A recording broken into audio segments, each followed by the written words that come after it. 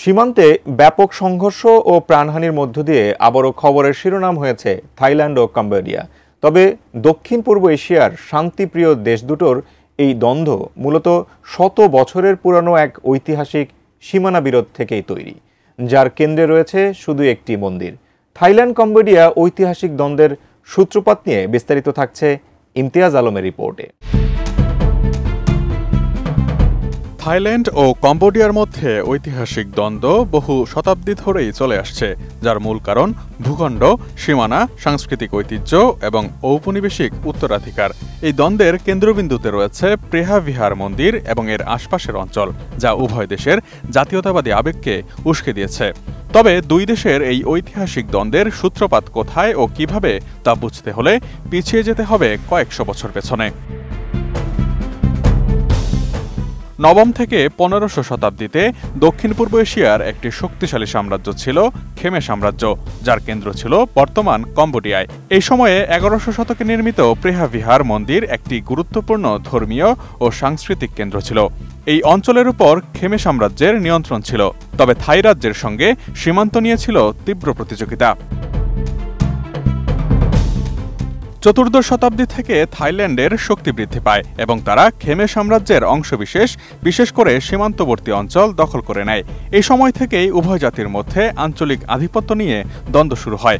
1863 সালে ফ্রান্স কম্বোডিয়াকে তাদের উপনিবেশে পরিণত করে এবং থাইল্যান্ডের সাথে সীমানা নির্ধারণের জন্য আলোচনা শুরু হয়। 1904 ও 1907 সালে ফ্রান্স ও থাইল্যান্ডের মধ্যে সীমানা চুক্তি স্বাক্ষরিত হয়, যার মাধ্যমে প্রেহা বিহার মন্দির এবং এর আশেপাশের অঞ্চল কম্বোডিয়ার অংশ হিসেবে নির্ধারিত হয়। তবে এই চুক্তির মানচিত্রে কিছুটা অস্পষ্টতা ছিল, যা পরবর্তী দ্বন্দ্বের বীজ বপন করে।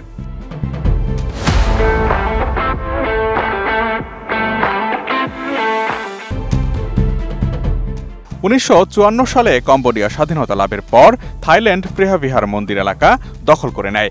কম্বোডিয়া এই ইস্যু আন্তর্জাতিক বিচার আদালতে নিয়ে যায়। 1962 সালে আইসিজে রায় দেয় যে প্রেহা বিহার মন্দির কম্বোডিয়ার ভূখণ্ডে অবস্থিত এবং থাইল্যান্ডকে এই এলাকা থেকে সেনা প্রত্যাহার করতে বলা হয়। তবে মন্দিরের চারপাশের 4.6 বর্গ কিলোমিটার এলাকার মালিকানা নিয়ে বিতর্ক অমীমাংসিতই থেকে যায়। থাইল্যান্ডে এই রায় ব্যাপক বিতর্কের জন্ম দেয় এবং একই সাথে জাতীয়তাবাদী আবেগকেও উস্কে দেয়। কম্বোডিয়াও মন্দিরটিকে তাদের সাংস্কৃতিক ঐতিহ্যের অংশ হিসেবে দেখে, যা দ্বন্দ্বকে আরও জটিল করে তোলে। 2008 সালে ইউনেস্কো প্রেহা বিহার মন্দিরকে কম্বোডিয়ার বিশ্ব ঐতিহ্য হিসেবে তালিকাভুক্ত করে। এটিও থাইল্যান্ডে তীব্র প্রতিক্রিয়া সৃষ্টি করে, কারণ তারা দাবি করে যে মন্দিরের আশপাশের এলাকা থাইল্যান্ডের। এর ফলে 2008 থেকে 2011 সালে দুই দেশের মধ্যে সীমান্তে একাধিকবার সংঘর্ষ হয়, যাতে বেশ কয়েকজন সৈনিক ও বেসামরিক নাগরিকও নিহত হন। 2011 সালে কম্বোডিয়া পুনরায় আইসিজেতে যায় এবং 2013 সালে আদালত রায় দেয় যে মন্দিরের আশপাশের বেশিরভাগ এলাকাই কম্বোডিয়ার। তবে থাইল্যান্ড এই রায়কে পুরোপুরিভাবে মেনে নেয়নি এবং সীমান্ত নিয়ে উত্তেজনা অব্যাহত থাকে। সবশেষ 2025 সালের মে মাসে একজন কম্বোডিয়ান সৈনিক নিহত হওয়া এবং জুলাইয়ে ল্যান্ডমাইন বিস্ফোরণে 5 জন থাই সৈনিক আহত হওয়ার পর সীমান্তে নতুন করে সংঘাত শুরু হয়। 24 জুলাই থেকে প্রেহা বিহার এবং প্রাসাদ তা মোয়েনথম মন্দিরের কাছে সংঘর্ষ তীব্রতর হয়, যাতে 33 জন নিহত এবং 1,68,000-এরও বেশি মানুষ বাস্তুচ্যুত হয়। Imtiaz Alam, desk report, ATN news.